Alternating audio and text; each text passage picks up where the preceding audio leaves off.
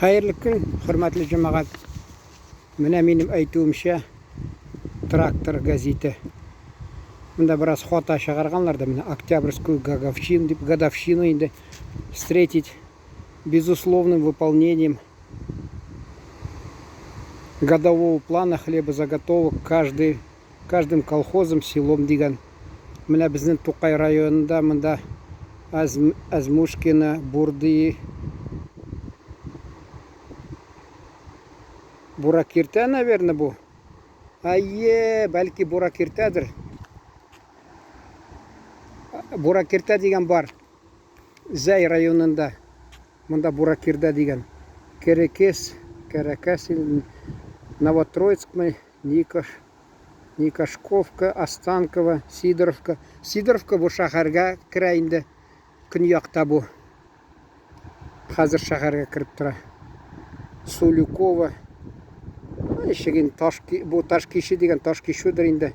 Тамақ деген Тіләнші тамақ енді. Міне бұл Октябрь 31 жылғы газет. Міне мұнда бір Крашын ханымны Петрова Варвара Оңыш Игін деген колхоздан. Міне оперативная сводка деген о ходе хлебозаготовок. Анда нейді нәрсе спяшка зябы, нәрсе. Міне бірінші хлебозаготовка деген. Азмушкинский сельсовет кеткәннәр 30%, мәселен 61, 49, 68, 58, 68, 57, 48, 46, 40, 57, Большая Шильня міне. Шағарының шетінде түнияқта біраз Большая Шильня бар. Бурдыбаш, Суықсу. Суықсу әлі кірме шағыр ауылында огородлар бар. Садовый товариществолар. Міне сізге оқисым келе. Годовой план хлебозаготовок на 20 октября выполнен лишь на 57%. Этот ход хлебозаготовок ни в коем случае не удовлетворителен. Почему? Потому лишь, чего мы не имели условий для действительного осуществления установки областного комитета партии отнюдь нет. Единственной причиной этого является поистине позорное, совершенно нетерпимое отставание целого ряда сельсоветов, отставание которому нет и не может быть оправданий, отставание которому является исключительно результатом недостаточной борьбы с кулацким проявлениями оппортунистических настроений. Міне көрдіңіз ме, башланған енді 31 жылда кулакларны тұтыналар, оппортунист деп тұтыналар. Позорно отстающие сельсоветы, как, например, Азмушкина, Бурды, Буракирте, Лузы, Керекс, Никошинаковка, Останкова, Таванарсенса, не должны взять пример с лучших тиган. Нет места объективным причинам по выполнению хлебозаготовок. Хлебный перекоп должен быть взят, решительно сметая с пути нытиков и оппортунистов. Мобилизуя массы, сельсоветы Челнинского района должны к 1 ноября окончательно выполнить годовое задание на бой за хлеб. Көрдіңіз бе, міне шыққан 27 октябрьда. Қошалар 1 ноябрьға окончательный мүштіп.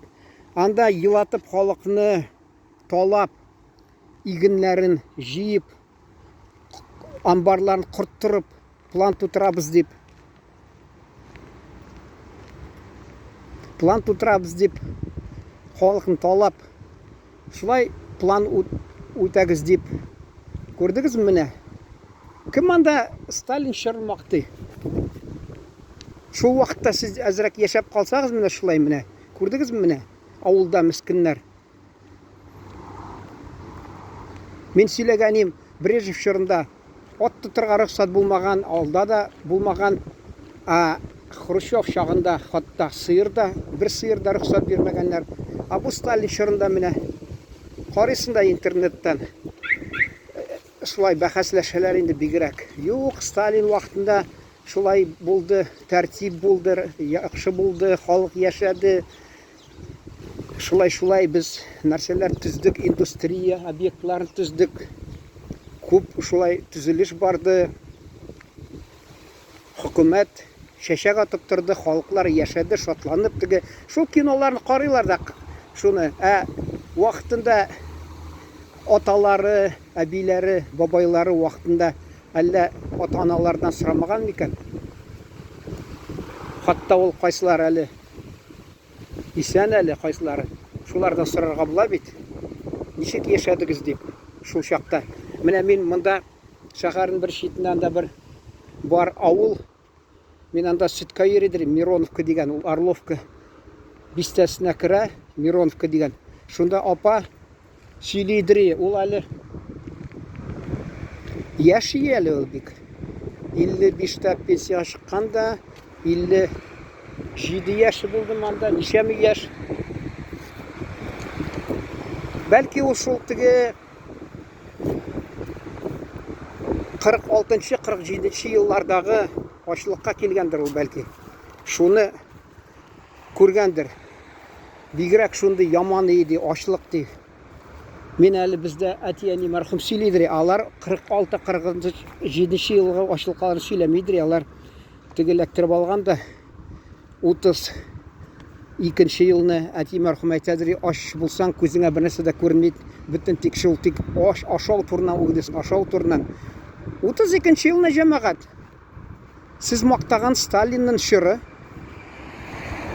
Сез шатланасыз кемдер әнә. Ул теге урыс әйтә, сытый, голодный не разумеет ди. Дөрес әйтә, чөнки ачлык ул кеше көннән көнгә теге монда бер әйтте бит. Нәшә 86 яшьтәге бер теге абзый бар бит әнә теге бабай теге интервью бирде ничә тапкыр. Ничек әле исеме? Искә төшмәле, кызганычка каршы ашыгыш рәвештә. Вагыз бабаймы нәрсәме? Әйтте бит. Ачлык хакында. Анда ди бер сагать, берничә көн шикелеме, бер ел шикелеме сузыла ди ачлык. Анда чөнки синең организм ашарга сорый да тора, тик шул теге нишләргә белмисең. Алар бит менә Ленинградта ничек яшәгәннәр, блокадада аш халык ничек азапланган. Шулар карагыз. Ул менә әйтәләр,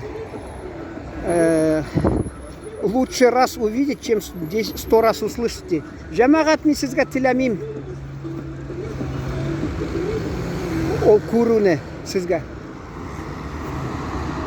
Чөнки Алла сакласын, бер күрү, ачлык дигән. Ул теге бер мизгел кешенең теге червячка замарим диләр, легкий голод ди, нәрсә ди. Алалай түгел. Организм көн сайын сезнең тәэмин итеп торган, көннән көнгә кеше аш, көннән көнгә аш, нәрсә ашарга белми. Шул әйтәдер, нәрсә диде? Мин аштан азапланып яткач инде тилмерек нишәргә нәрсә ди әле шул абзый Вазыйх абай әйткәне.